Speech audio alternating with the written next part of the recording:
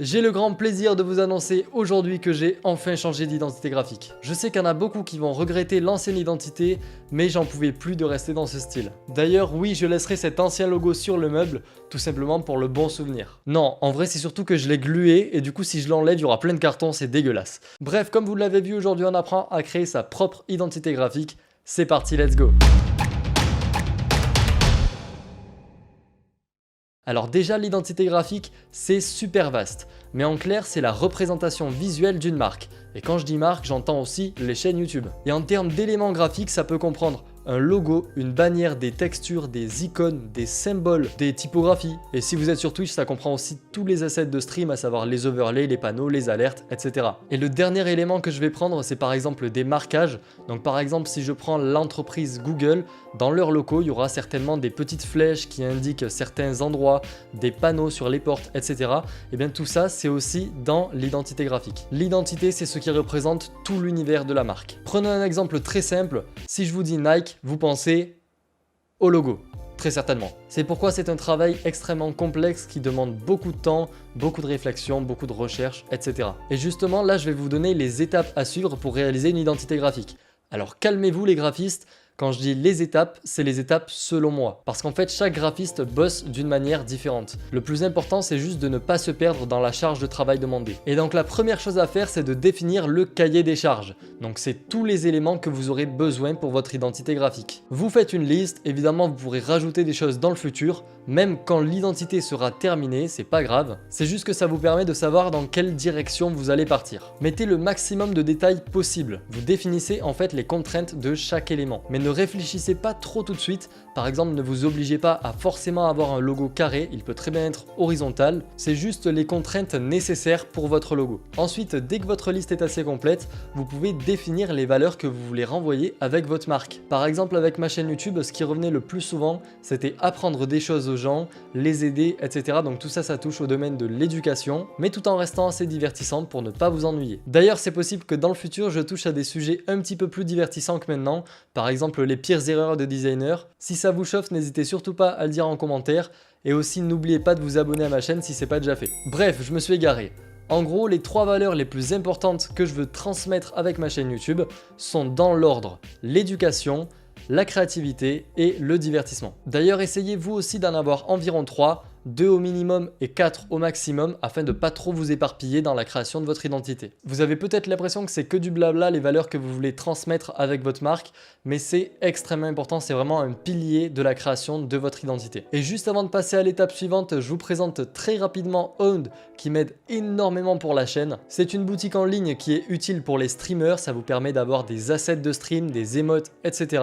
afin de rendre vos lives plus beaux. En plus, avec mon code WizNix, ça réduit par 2 le prix total de votre commande, et en plus ça me donne un petit pourboire. Donc merci beaucoup à tous ceux qui le feront. Bon, ensuite, dès que vous avez trouvé toutes vos valeurs à transmettre, il faut faire selon moi un mood board pour chaque valeur. Alors pour ceux qui sont perdus, un mood board, c'est tout simplement une planche d'images en rapport avec un thème. Par exemple, voici un mood board gaming. Et donc le but, ça va être de créer le vôtre en fonction de chacune de vos valeurs et aussi en fonction de vos goûts. Par exemple, pour moi, avec le mot éducation, j'ai cherché plein d'identités graphiques en rapport avec l'éducation, notamment sur le site Béance que je mettrai en description, et j'ai noté sur un Google Doc toutes les choses qui me plaisaient. Alors vraiment, je me suis pas arrêté à une seule identité graphique, j'en ai regardé vraiment plein pour ne pas faire du plagiat, c'est très important. Parce que si vous avez qu'une seule référence graphique, forcément il y a beaucoup de chances que vous copiez cette référence. Donc nourrissez-vous, mangez plein de choses graphiques, et comme ça vous permettra de savoir ce que vous voulez faire. Déjà, après avoir fini cette étape, si vous l'avez bien fait,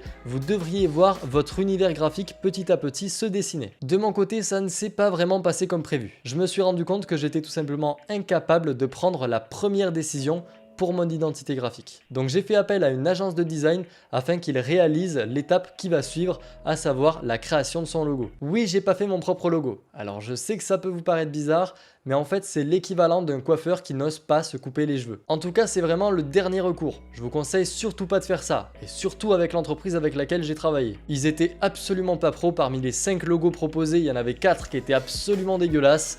Il y en a qu'un seul qui m'a un petit peu plus marqué, Et sachant qu'ils m'ont donné les copyrights du logo, je me suis permis de le modifier, enfin surtout au niveau des couleurs, et j'ai réussi ensuite à me l'approprier. Donc j'ai créé une animation, une bannière, etc. etc. Bref, quatrième étape donc, la création de son logo. Évidemment, vous pouvez très bien créer votre propre logo.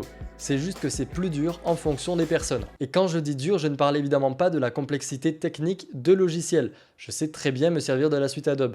C'est juste au niveau des choix graphiques, comme je l'ai dit. Donc pour la réalisation, déjà, ne regardez surtout pas cette vidéo. Et c'est pas une blague, je préfère le préciser parce que dans cette vidéo, je raconte n'importe quoi. Je l'ai déjà dit dans les commentaires de la vidéo de ne pas suivre cette vidéo. Je l'ai laissée en ligne parce que ça rapporte de la moula. Hein. Le mec trop con, c'est genre il détruit son business. Bref, le premier truc, c'est de faire beaucoup de croquis de son logo en respectant les valeurs que vous voulez transmettre. Je prends un exemple super simple, regardez ce logo. Est-ce qu'à votre avis, c'est une marque de luxe? Non. Évidemment, ça se voit au niveau des formes du logo, tout ce qui est un peu arrondi, etc. Ça fait pas luxueux en fait. Si vous voulez créer un logo luxueux, il y a quelques petites règles à sous-entendre dans votre logo. Par exemple, les polices d'écriture à empattement, ça fait assez chic. Bref, toutes vos valeurs, il faut que vous arriviez à les retranscrire dans votre logo. Et c'est pour ça qu'il faut les classer en termes d'importance, parce que vous ne pourrez pas les classer les trois au même niveau, c'est impossible. Il y en a forcément une qui va se démarquer plus que les autres. Et donc, pour créer votre croquis, vous pouvez utiliser l'outil que vous souhaitez tant que vous pouvez le maîtriser. Et quand je parle d'outils, je parle évidemment de crayon en dessinant, de Photoshop, de Paint, de ce que vous voulez. De toute façon, ce n'est qu'un croquis. Et quand vous êtes satisfait de votre croquis, vous pouvez passer sur Adobe Illustrator ou Inkscape. C'est très important que ce soit un de ces deux logiciels parce qu'ils permettent d'avoir des images vectorielles. Alors je ne vais pas réexpliquer tous les détails de l'image vectorielle, je l'ai déjà fait au début de cette vidéo, mais en gros ça vous permet d'avoir des images tracées avec des vecteurs et non pas des pixels. Donc quand vous allez zoomer dedans, vous ne verrez jamais les pixels. Et c'est très important pour pouvoir mettre votre logo à la taille que vous souhaitez. Si vous voulez le mettre sur des affiches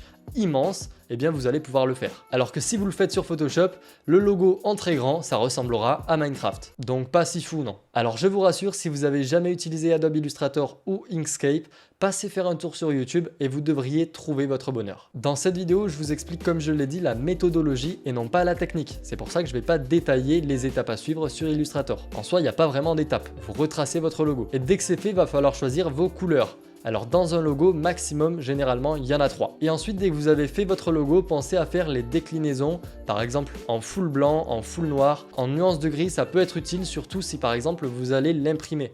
Comme vous pouvez le voir, réaliser une identité graphique, c'est absolument pas que technique. L'utilisation d'Illustrator ne représente qu'un millième de tout le travail fourni derrière. Donc soyez gentils la prochaine fois, évitez de vendre vos services à 5 € chez Marchand de Journaux, apprenez plutôt ce magnifique métier artistique. Vous verrez, c'est ultra passionnant et en plus ça évite de nous dévaloriser. Sur ce, moi je vous conseille de bien scruter ma chaîne YouTube pour apprendre le plus de techniques logicielles possible. Vous ne pourrez que vous améliorer et moi je vous dis à la prochaine.